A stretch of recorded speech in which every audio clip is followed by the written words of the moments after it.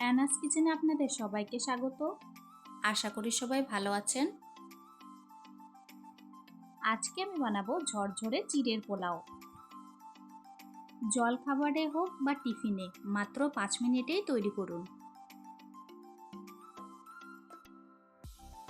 এই চিড়ের পোলাও বানাতে আমি কি কি উপকরণ নিয়েছি চলুন দেখে নিই।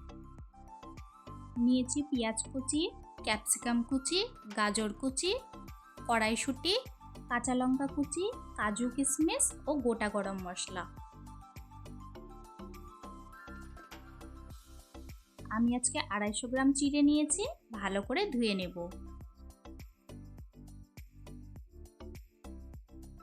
আমি একটি ছাঁকনি বসিয়ে নিয়ে এইভাবে ধুয়ে নিচ্ছি।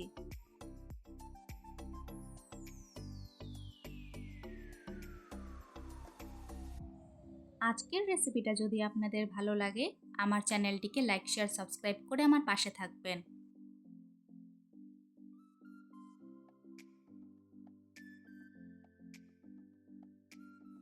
চিড়ে ভালো মতো ধুয়ে নিয়েছি, জলটা যাতে ঝরে যায় সেজন্য আমি ছাঁকনির মধ্যে রেখে দিয়েছি। এখন প্যান বসিয়ে 1 টেবিল স্পুন তেল দিয়ে দিলাম।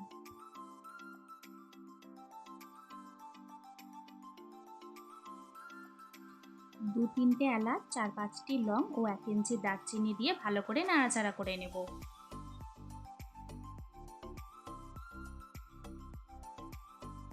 তেলে যখন গরম মশলার গন্ধ বেরোবে সেই সময়ে পেঁয়াজ কুচি ছেড়ে দেব।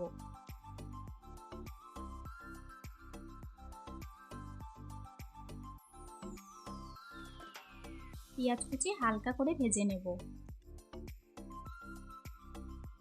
এরপর কয়েকটি কাজু ও কিশমিশ দিয়ে দিলাম।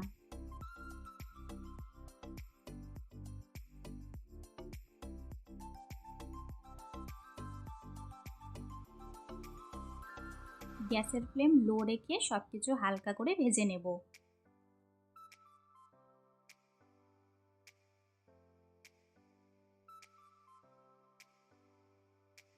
এরপর একে একে করে সবজিগুলো দিয়ে দিব।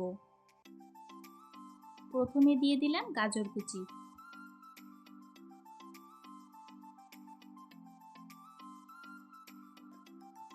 গাজর কুচি দিয়ে 1 মিনিট নাড়াচাড়া করে নিয়ে কড়াইশুঁটি, ক্যাপসিকাম কুচি ও কয়েকটি কাঁচা লঙ্কা কুচি দিয়ে দিব।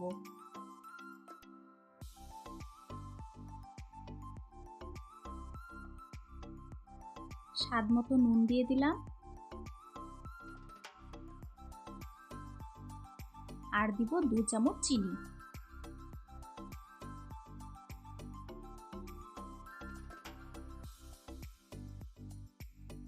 সবকিছু 1 মিনিট মতো নাড়াচাড়া করে নিয়ে 1/4 টিস্পুন হলুদ গুঁড়ো দিয়ে দিলাম। এতে করে চিড়ের পোলাওর রংটা কিন্তু খুব সুন্দর আসবে। এখন চিড়ে দিয়ে ভালো করে নাড়াচাড়া করে নেব।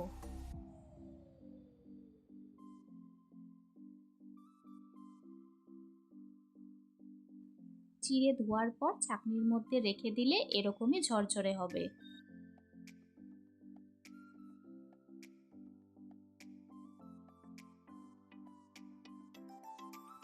ভালো করে মিক্স করে নিয়েছি, এখন 1 টেবিল স্পুন ঘি দিয়ে দিব।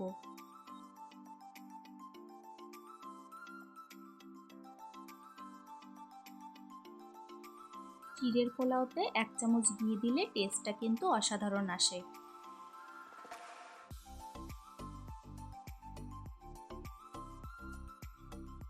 ঘি দেওয়ার পর 1 মিনিট নাড়াচাড়া করে নিয়ে গ্যাসের ফ্লেম বন্ধ করে দেব। ব্যাস তৈরি হয়ে গেল আমাদের আজকের রেসিপি ঝরঝরে চিড়ের পোলাও। আমার রেসিপিটা ফলো করে এইভাবে একবার চিড়ের পোলাও অবশ্যই ট্রাই করবেন, আশা করি ভালো লাগবে।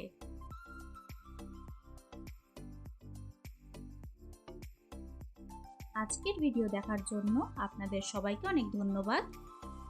দেখা হচ্ছে আবারও কাল একটি নতুন রেসিপি নিয়ে। সবাই খুব ভালো থাকবেন।